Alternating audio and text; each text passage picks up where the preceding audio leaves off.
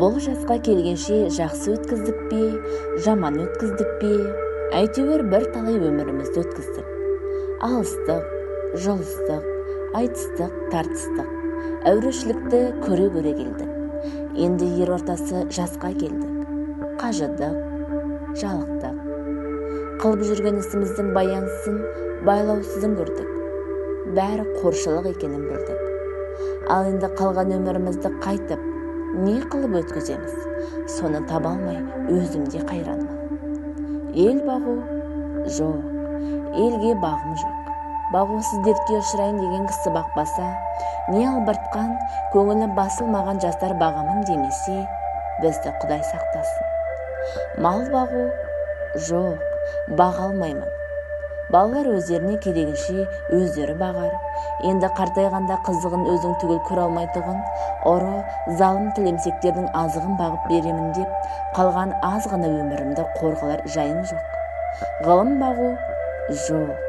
Ғылым бағарға да ғылым сөзін сөйлесер адам жоқ. Білгеніңді кімге үйретерсің, білмегеніңді кімнен сұрарсың? Үйсіз күнсізге кеземені жайып салып, қолына кезін алып отырғанның не пайдасы бар?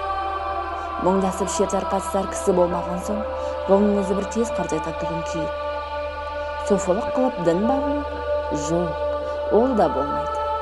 Оған да тыныштық керек, не көңілде, не көрген күнінде бір тыныштық жоқ. Осы елде, осы жерде не қылған софылық? Балаларды бағу? Жоқ, баға алмаймын. Бағар едім, қалайша бағудың мәнісін де білмеймін. Не болсын деп бағам, қай елге қосайын, қай қарекетке қосайын, балаларымның өзіне ілгері өмірімнің, білімнің пайдасын тыныштықпенен көрерлік орын тапқаным жоқ. Қайда бар, не қыл дерімді біле алмай отырмын. Не бол деп бағам, оны да ермек қыла алмадым. Ақыры ойладым. Осы ойыма келген нәрселерді қағазға жаза берейін.